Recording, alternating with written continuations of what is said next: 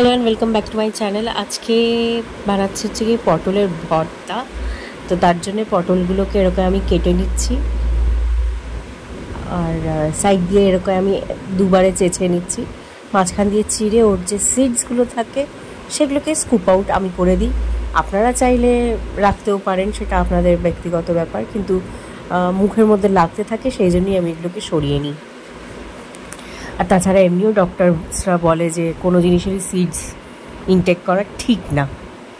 তো আমি নিজের সুবিধা অনুসারে এরকমভাবে করেছি। রোজ রোজ পটলের ওই এক ডালনা খেতে আর ভাল লাগে না, বা ভাজা, তাই এরকম পটলগুলোকে আমি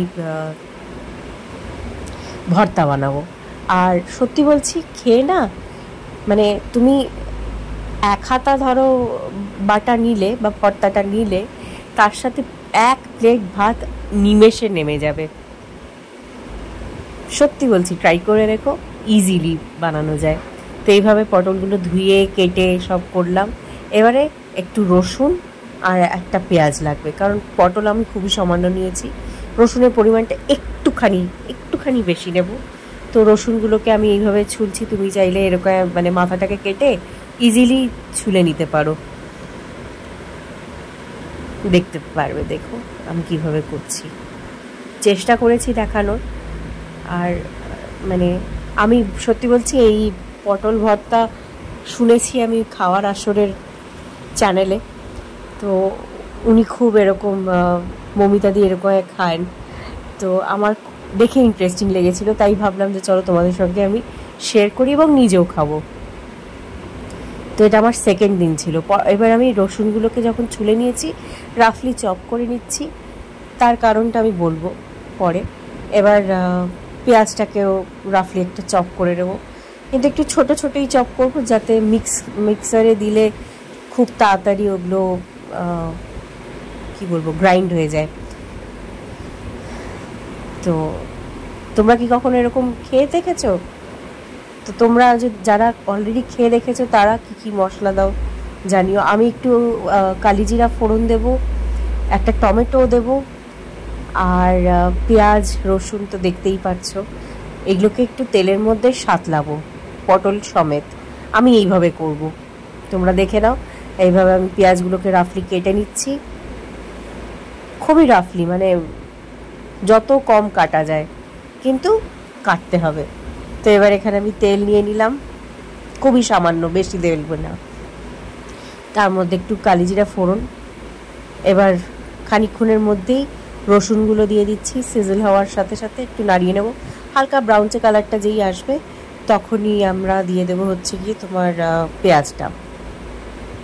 দেখো, হ্যাঁ, এবার পেঁয়াজটা দিয়ে দিলাম। পেঁয়াজটা খানিকক্ষণ সাঁতলাবার পর পটলগুলোকে আমি কেটে নিয়েছিলাম। আমি পরে ওটা দেখাতে পারিনি। এরকম কেটে নেবে রিং রিং করে, হাফ রিং, সি করে কেটে নেবে, ঠিক আছে? সুবিধা হবে। আরও যদি ছোট করতে পারো তাতেও সুবিধা হবে, কোনো ব্যাপার না। তো এগুলোকে খুব ভালো করে ফ্রাই করে নুন, হলুদ, লঙ্কা আর ধনে গুঁড়ো, চিনি, এগুলো দিয়ে দেব। তো দেখো আমি মশলা দিচ্ছি, হলুদ ও নুন আগেই দিয়ে দিয়েছি। এবার একটু লঙ্কা গুঁড়ো দেবো, একটু ধনে গুঁড়ো দেবো, এতে স্বাদটা ভালো আসে, খুব ভালো আসবে। আর কখনো ট্রাই করে দেখো, তাহলে বুঝবে যে সত্যি সত্যি এক থালা ভাত কী করে নিমেষেই একটা পদ দিয়েই নেমে যাবে। যদি আর কিছু না বানাবার ইচ্ছা হয়, পটল যদি খেয়ে খেয়ে বিরক্তকর লেগে যায়, চাইলে একটু, আমার কাছে টমেটো ছিল না, টমেটো থাকলে টমেটোটাও ভেজে দেবেন। আর যদি না থাকে তাহলে এরকম টমেটো সস বা পিওরে দিয়ে, চিনি দিয়ে ভালো করে মিক্স করো, যেন পটলগুলো একটু ভালোভাবে ফ্রাই হয়। হয়তো লেগে যাবে, কিন্তু কোনো চিন্তা নেই, চাপ নেই, করতে থাকো। দেখছো? এবার এটা আমি পিষে নিচ্ছি, মিক্সিতে পিষে আবার একটু তেলের মধ্যে দিয়ে দিতে হবে, ঠিক আছে? তারপরে এটাকে বেশ সুখা করে বানাতে হবে। খুব ভালো করে মিক্স করতে থাকো। এটার রঙটা হালকা একটু পাল্টে যাবে। যতক্ষণ না রঙটা পাল্টাচ্ছে ততক্ষণ এরকম ছেড়ে দিতে হবে, ঠিক আছে? দেখো, এখন এই রঙটা ছিল,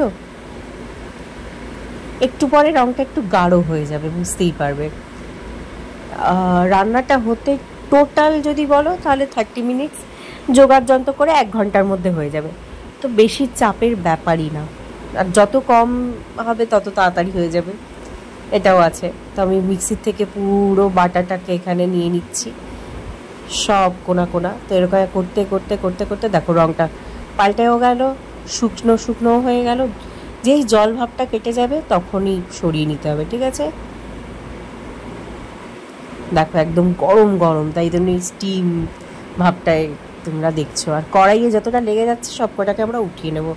এই দেখো হয়ে গেছে আমার রান্না, এবার ভাতের সাথে মেখে খেতে পারবে। ভিডিওটা ভালো লাগলে প্লিজ লাইক করো, সাবস্ক্রাইব করো।